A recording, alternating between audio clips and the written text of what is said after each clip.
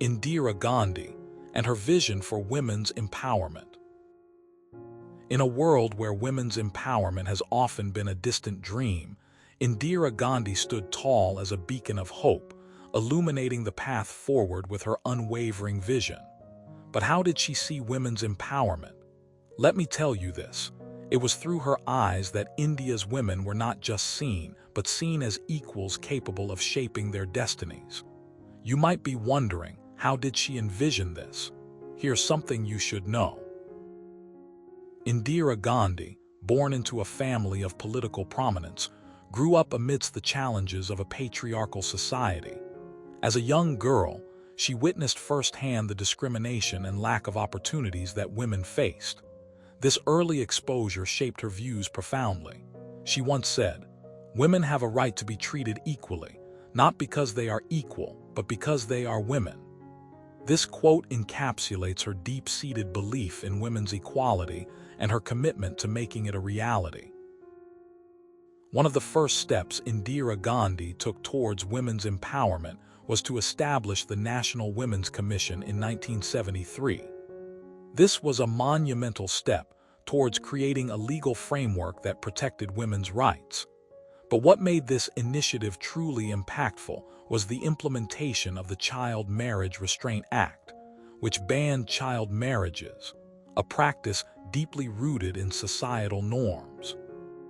This act alone liberated millions of girls from early marriage and allowed them to pursue education and careers. Here's something you should know. This act wasn't just about numbers. It was about changing hearts and minds. Indira Gandhi also recognized the importance of education as a tool for women's empowerment. In her address to the nation during the launch of the Integrated Rural Development Program, (IRD), she emphasized, "The education of women is the most important weapon we can use to achieve development." The IRD aimed at providing financial assistance to rural women to set up small businesses, which not only helped them financially, but also instilled confidence and self-reliance.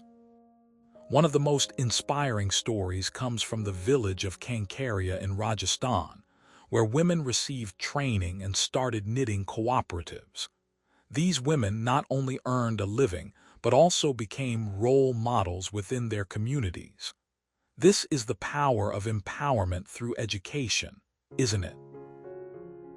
Another pivotal moment in Indira Gandhi's journey towards women's empowerment was her establishment of the National Campaign on Education for All (NC) in 1986.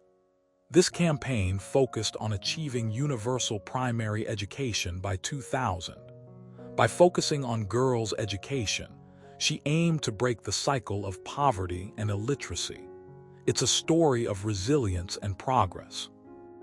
In Bihar, one of the poorest states in India, the NC campaign saw remarkable improvements in girls' enrollment rates.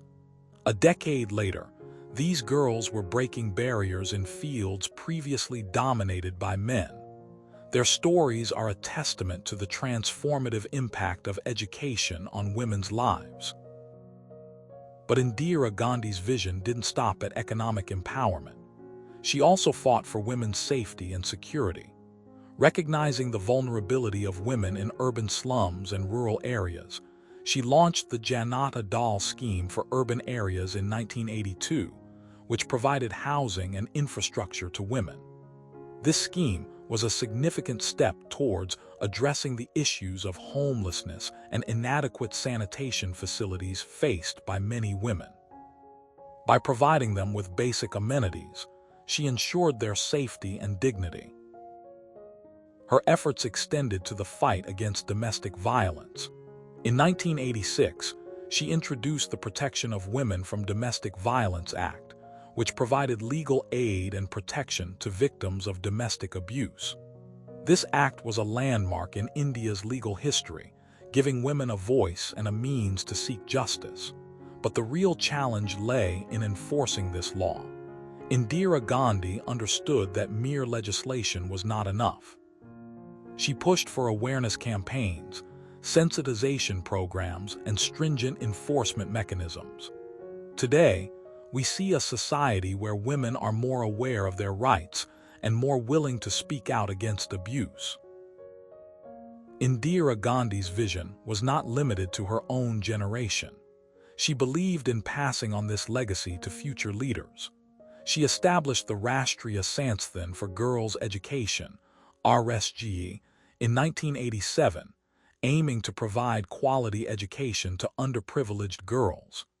The RSGE model was replicated across the country, with over 100 schools established. This initiative was not just about providing education, but about creating a generation of empowered women who could shape India's future. However, Indira Gandhi's vision was not always met with unanimous support. Critics argued that her policies favored certain sections of society, particularly the middle class.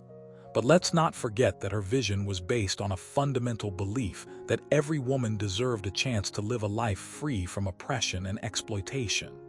She was a trailblazer, paving the way for generations to come. And here's something you should know: her legacy continues to inspire women across the globe.